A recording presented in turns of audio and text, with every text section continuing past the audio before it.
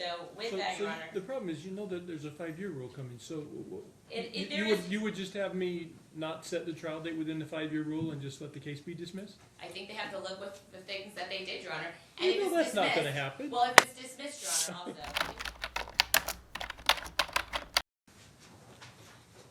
Morning, Your Honor. Good morning. Morning, Judge. So Erwin, Campbell Williams on behalf of the plaintiffs. Samuel Mirkovich, Campbell Williams. Haven't seen you guys for a while. We missed you. We had a little detour, so. We went through it, now we're back. Patricia Lee on behalf of Bliss, Sequoia. Randy Crutcher on behalf of Bliss Sequoia. Kevin Smith for Shane Hewish, Your Honor. And Your Honor, we're here for a motion that plaintiff's Bible, we have a predicate appearance. The parties have discussed the pending motion for good faith settlement by Shane. We've entered into a stipulation, which I think counsel is signing right now, that there is no opposition to the motion. If the court would enter the stipulation, then we also have an order granting a good faith settlement that could take the hearing off calendar.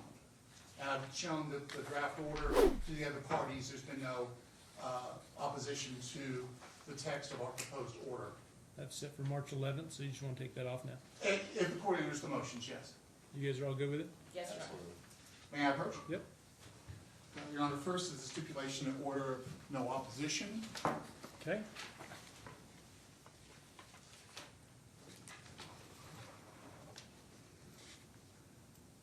It's the 19th, Your Honor.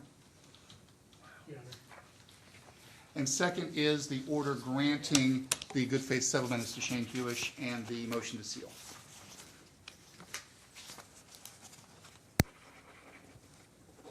There you go. And with that, Your Honor, may I be excused? Yep, have a good day. Thank you, Your Honor. Just make sure you get them filed. Yes, Your Honor. So the underlying case is done. We're just doing the insurance part of the case now, and you're asking for a preferential setting because of the 5-year rule. Correct, Your Honor. And before I start, do you have any questions or anything you'd like me to focus on? Okay, I think this is pretty straightforward. We got the broker's opposition on Friday afternoon, so I'm just gonna focus on the arguments raised in that brief since we didn't file a reply. Their essential argument is that Henderson Water Group was not diligent in filing the case. But under Karstarfin, that's not the test, Your Honor. It's diligence in prosecuting the case, in moving the case forward in discovery. Those are the exact quotes used. In the Karstarfin case, the time for filing and whether you filed it quick enough, that's what statutes of limitation for. Here, Henderson Water Park, prior to the assignment, was certainly diligent. There was extensive motion practice on dismissal, severance, bifurcation, participated in written discovery to the point where I think the vast majority of the documents in this case have already been disclosed.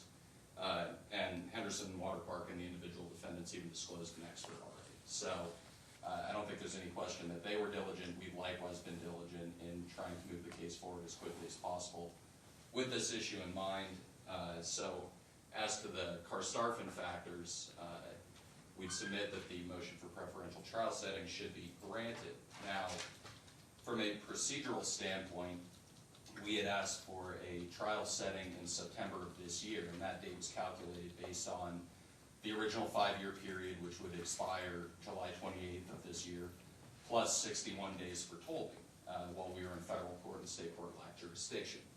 I didn't expect to get pushback on tolling or that calculation, because on the day the remand order came down, I emailed the broker's counsel, told them that we would be moving for a preferential trial setting, laying out all the law and asking, please let me know if you disagree with my analysis. I didn't hear anything back, so I thought we were on the same page there, so I got the opposition on Friday and was surprised to see footnote 3 where the brokers are arguing there's no basis in law for tolling. So given the seriousness of the issue with the 5-year rule, if the brokers are contending that that expires in July, then we can't ask for a September trial date. And I know it's a huge imposition on the court, but I don't think we're left with any other choice but to ask for a preferential trial setting on or before July 28th of this year. Otherwise, we're just buying an appellate issue on a matter that's unresolved in this state. So with that, I'll take any questions and sit down. Ms. Lee? It is good to see you again, Your Honor. Well, the Karstarfin case, I guess I'll start there and distinguish that case from this one. First of all, the defendants in that case were brought in at the inception of that case, and then there was a stipulation to go beyond the 5-year rule. It was an agreement by the parties. And the diligence that they talk about in prosecuting your claims, I think applies here. And it does apply to the initial bringing of the complaint against the brokers, because as you know, Your Honor, this is a case within a case. They waited 3.5 years to bring us in, and again, I understand now that we have new counsel for the plaintiffs, very fine counsel. However, they were not the architects of bringing us in 3.5 years after the fact. It was their old counsel, but they have to live with the decisions of their predecessors. So 3.5 years into the case, suddenly the water park says, hey, why don't we try to get an additional source of payment here and get the brokers in here.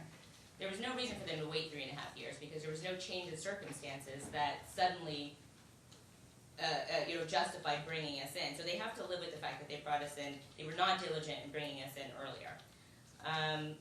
Also, Your Honor, if I could go back into time a little bit, if you'll recall, back in June of 2019, when you set the October 2020 trial date, nobody objected. Nobody objected. Nobody brought up the 5-year rule. Nobody said, hey, no, we need an accelerated trial date.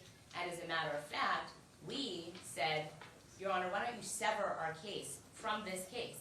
We would have had a whole new 5-year rule start over. It would have been a completely different action, and we wouldn't have this problem. But as you will recall, our motion to sever was vehemently opposed. It was vehemently opposed. So as kind of I think in equity, what Your Honor did is you ended up bifurcating the claims, which still tethers us to the main action. So they have to live with that 5-year rule because they opposed the severance. They did not object to the October 2020 trial date at the time that it was set. This is the first objection that we're now getting, and the first time we're hearing about the 5-year rule. So I would argue that they waived that argument. And so, Your Honor, we oppose a preferential trial setting now because now we're being prejudiced. We're saying now you have to hurry up and fit within the confines of the 5 years from which we took 3.5 away from you. So good luck getting involved at this late stage with hundreds of thousands of documents, of which these gentlemen have complete institutional knowledge of. It's an unfair advantage, Your Honor. We're still getting caught up in terms of these parties just settled in September, so now we know what we're exposed to. Before that, we had no idea, Your Honor, which was the purpose of your bifurcating the action in the first place, because we could not adequately determine what our exposure was, or even what the claims would be, and they've since changed, Your Honor. They've actually amended their complaint by stipulation. We said, fine, amend your complaint, and they pared down the claims against us. And so this whole time, we're kind of in limbo. In 2018, when we're brought in, we're in limbo waiting to see what happens with the underlying case. So we finally find out what happens in September of 2019, and that's our first real opportunity to figure out our litigation strategy and how we're going to move forward. So to force us to go to trial in July or even September is very unfair, Your Honor. I think it would be inequitable. And by the way, there's no, I would say because of the lack of diligence, they don't meet the factors that have been articulated in the Karstafen case. So with that, Your Honor. The problem is, you know that there's a 5-year rule coming, so you would just have me not set the trial date within the 5-year rule and just let the case be dismissed? I think they have to live with the things that they did, Your Honor. And You if know it's that's not dismissed- gonna happen. Well, if it's dismissed, Your Honor, also, it would be dismissed without prejudice. They can just bring the case again, and then we get that 5-year rule started again. So it's not a dismissal with prejudice, so it's not a life-ending dismissal. They can just refile. So so it's not, but to force us to go to trial before July, or in July, or even September, if you accept their tolling argument, and I just don't know if there's any case law that supports that. I think we're taking liberties here and saying that it probably would apply, but there's no direct Nevada case law in point that talks about tolling for the 5-year rule. I mean, for the while we're up in federal court, there's no rule on that. So, yeah, that's our opposition, Your Honor. That's what we're asking. We think that they have to live with the sins of the predecessor who waited 90% through the litigation to bring us in, and now they're trying to do a cram down, put everything into the last few months here, and then we have to bear the burden of that because they had no diligence whatsoever from their predecessors who could have brought us in from the inception. They knew exactly There were no facts that changed. You know, if you remember, Your Honor, the whole point here is that they think that we did not adequately recommend a high enough insurance policy limit.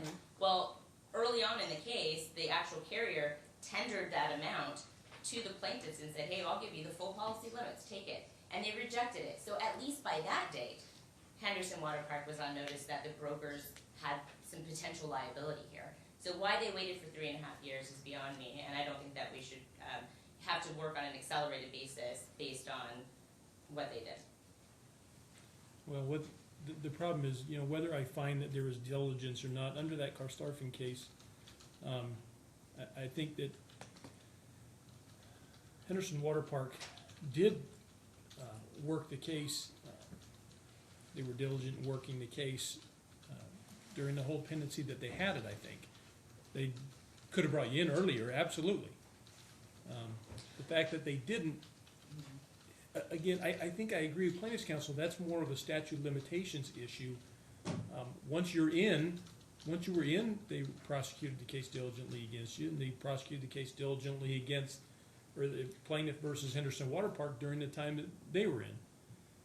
So, and even if I didn't find that there was diligence, I gotta get this trial set before the 5-year rule runs. Well, Your Honor, and also just on that note, they were diligent once we were brought in, but not against us.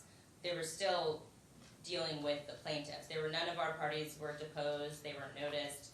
There was some written discovery that was just now sent over prior to the removal, and that dealt with our issue. So nobody was really paying attention to us in this larger scheme, other than when we had to bring motions, and they opposed those motions, but we weren't being diligently prosecuted, or, I mean, we were attending all the depositions, but nobody was taking any discovery from us, and so I would say that, you know, the diligence there, even after we got in, was lacking as It's because I bifurcated the portions of the case, right? Right, exactly, Your Honor. And so, and when you did that, you set an October 2020 trial date, and that is, Past the 5-year rule. and nobody opposed it. Right, exactly. So we're in this little bit of a pickle. Now, So was that the court's fault, or was that the plaintiff's counsel's fault? I would say that was the Henderson Water Park's fault. They should have It recognized just that. as easily could have been my fault. If No, I don't I think had it was looked your at the fault. 5-year It's rule, I never would have your said it fault. earlier. I would never suggest that that was your fault, but it would be incumbent upon the parties to make the arguments at the time, at the appropriate times. That's not your responsibility, Your Honor. That's why people hire lawyers.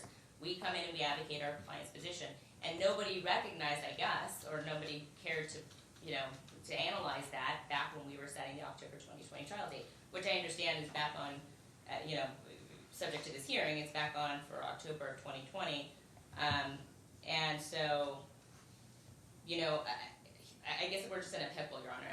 Other than dismissing it or having the trial before July, if Your Honor wants to take a position that equitable tolling has occurred, we can make a further argument that it should be more tolling because of all the time we had to wait while the parties were settling and all of those good things. But today, I know the motion is limited to just getting a preferential trial setting, and for the reasons that I've stated, we think it's not warranted. Well, I'm gonna grant it because I'm gonna set the trial before the 5-year rule runs. Whether I grant it as a preference or I just reset the trial so that it occurs before the 5-year rule, I'm gonna allow that. So then the question becomes, do you wanna do your trial that fast, or do you wanna waive your 5-year rule and have me set it later? And I'm not suggesting that you have to do that. We'll be ready in July, Your Honor. July's a criminal stack, so I could put you in June. We can be ready by June. Yes, It's you not can. It's not a difficult case, there's not that many depositions, all the documents are already out, and Your Honor, there's it's a short $17 trial. million at stake here. I think it's a little bit more complicated than just a straightforward. How long is your trial gonna take? 7 to 10 days, tops. Yeah, I'd say 7 days tops. Yeah. There's not a lot of witnesses involved here. You okay with that, The Ms. Lee? facts are largely undisputed as far as what happened, as far as the advice. I mean, it's in. You agree, 7, 10 days? I would think at least 7 to 10 days, yes. We could start you like June 8th, and I could give you 2 weeks. Okay. Plaintiffs are good with that, Your Honor. Well, obviously, we have an issue with that, Your Honor, but we'll probably be engaging in additional motion practice after this to address that. It's just too soon, Your Honor. Like I said, they have the reason why they're ready to go in June is because they've lived with this case for 3.5 years. And they have reviewed all of the documents, they have been at all of the depositions. I understand. Tell me another way to resolve it. Well, I mean, we may bring a motion to sever or go back on the tolling, to,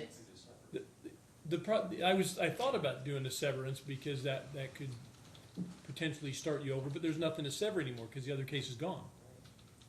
well, we'll look at that, Your Honor. But I mean, obviously, we're gonna be extremely prejudiced by this June 8th trial date. So we'll deal with it. Let me give it some thought here and figure out how we're gonna Okay. try to get this pushed out. Because realistically, I mean, even now, as we're trying to set depositions, we're having scheduling conflicts. My understanding is that counsel's in trial coming up pretty soon here and is going to be largely unavailable for the month of April for depositions or anything. So, that takes, that cuts out additional time as well. So, Actually, if I start you June 8th, I can only give you 8 days. So, Would that be eight Fine, full- Your Honor. would that be 8 full days, Your Honor? And as far as depositions, we noticed the depositions both of Miss Lee's clients as well as the Higgins Yeah, and that's Hughes parties, fine. so I mean- that's all gonna be done by mid-March. The problem is that we have scheduling conflicts. So, I can give you through the 17th of June, so if we start the 8th, I can give you 8 days. Are they full days? Tuesday, Wednesdays, and Thursdays, I have motion calendars till about 10:30. okay. Other than that, Mondays and Fridays, we start at 9, we'll go to 5. We'll get it done. Is Your Honor. this portion of the trial a jury trial? I don't know the I answer. wasn't in the beginning of the case, so Yeah, it is, okay. So we'll need some time to assemble a jury as well. and then I think the I guess, yeah, the board here. Mhm. And then, we'll need expert disclosure deadlines as well. We've already disclosed an expert. We but- can work that out based on the trial date, June 8th, Judge, and, excuse me. Now that we have a trial date, we can confer with counsel and put together a discovery plan and submit it to your honor for approval. That's fine, I mean, we're talking really short time periods now. If,